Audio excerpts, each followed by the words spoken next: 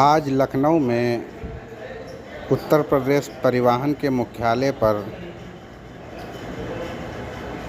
Uttar Pradesh roadways संविदा कर्मचारी संघ ने विशाल धरना प्रदर्शन दिया, जिसमें हज़ारों की संख्या में संविदा कर्मचारी एकत्रित रहे। उन्होंने मीडिया से बात करते हुए कहा कि हमारी बात कोई भी नहीं सुन रहा है, कृपया इसको मुख्यमंत्री योगी आदित्यनाथ तक किसी न किसी तरीके से पहुंचाने की कृपा करें। हम लोग यहाँ पे अपने संविदा कर्मचारी भाइयों के साथ में धरना दे रहे हैं और कल से यहाँ पे धरने पे बैठे हुए हैं। कल से लेकर आज तक मुख्यालय के अजीत सिंह जी जो प्रबंध आपके जीएम कार्मिक हैं, वो आके 2 बार बात करके गए हैं, लेकिन कोई रिजल्ट नहीं दे पाए हैं। तो जब वो आए आपसे वार्ता करने तो क्या बात करेंगे? वार्ता के लिए जो मेरी समस्याएं हैं उसको वो कह रहे हैं मेरे स्तर का नहीं है और ये मंत्री और शासन स्तर का है, जबकि ऑलरेडी ये 2012 से आज तक सारी बहालियां कर रहे हैं, सारी भर्तियां कर रहे हैं, कहीं पे कोई प्रॉब्लम इनको नहीं आ रही है।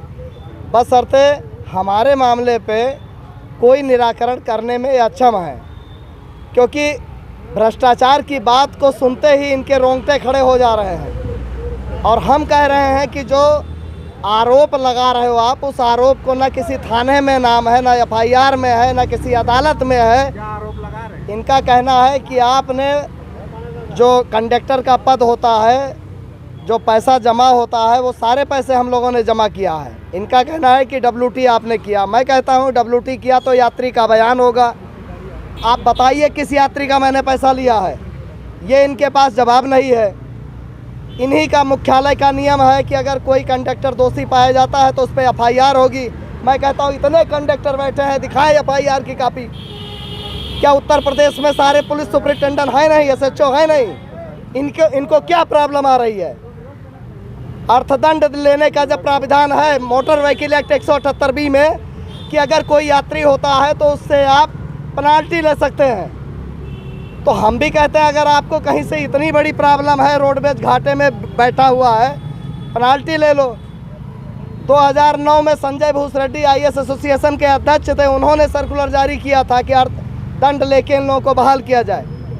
आप फॉलो ही नहीं करोगे। आप आशीष गोयल को बता रहे हो, आशीष गोयल पूरा पावर कारपोरेशन को बर्बाद किया, उस आशीष गोयल को हम सुनेंगे?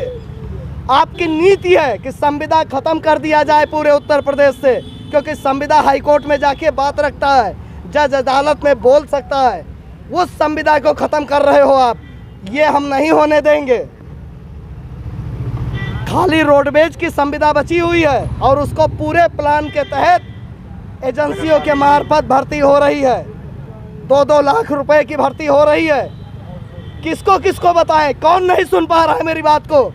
हम मंत्री से कहें, MD से कहें, मुख्यमंत्री से कहें, अरे हम सड़क पे खड़े हैं, यहाँ पे बोल रहे हैं। हम पब्लिक के बीच में अगर उतर गए तो सबको सुनना पड़ेगा। आप परिवहन मंत्री के पास गए थे? हम गए थे, मंत्री जी से बात हुई, मंत्री जी ने देखा और उन्होंने कहा कि देखिए हम तो बराबर आप लोगों के लिए कह रहे हैं, लेकिन अधिकारियों की बात नहीं सुन रहे हैं। अधिकारी तो अब मंत्री की बात अगर अधिकारी ना सुने तो मजबूरी है। वो कल शाम को भी आए थे, आज फिर मीटिंग हुई। अभी कम से कम 150 पेज का पूरा डॉक्यूमेंट दिया, जितनी बहालियाँ हुई हैं, जितने मैनुअल हैं, जितने कानून हैं, सब दिया। PRO ने रख लिया, बोले कि अभी आएंगे, आधे घंटे में आ रहे हैं। हम 12 बजे से 4:30 हो चुके हैं, भूखे प्यासे लोग पड़े हुए हैं। कुछ तो दया होनी चाहिए। मुख्यमंत्री जी से क्या इच्छा जताए बैठे हैं?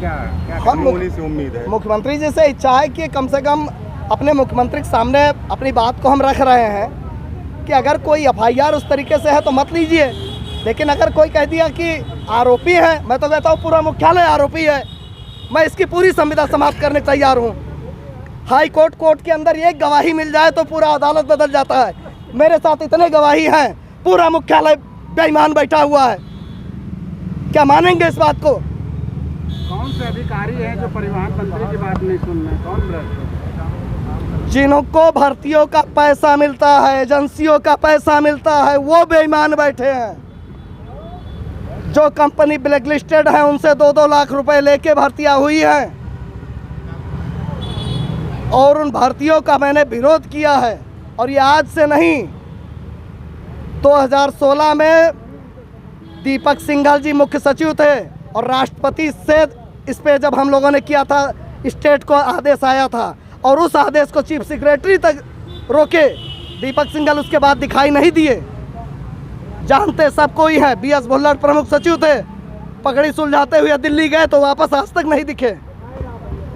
मैं मजबूर हूँ और बर्दाश्त कर रहा हूँ, नियम कानून के दायरे को महसूस करता हूँ, संविधान के दायरे में काम करता हूँ, लेकिन अति हो चुकी है। नहीं मानी जाएंगी तो फिर अगला कदम क्या होगा? पूरा परिवार लेकर ये यहाँ पे जितने कर्मचारी हैं, ये जो भी निर्णय ले लेंगे वही फैसला माना जाएगा और इसकी सूचना आपको अभी 5:30 बजे तक मिल भी जाएगी।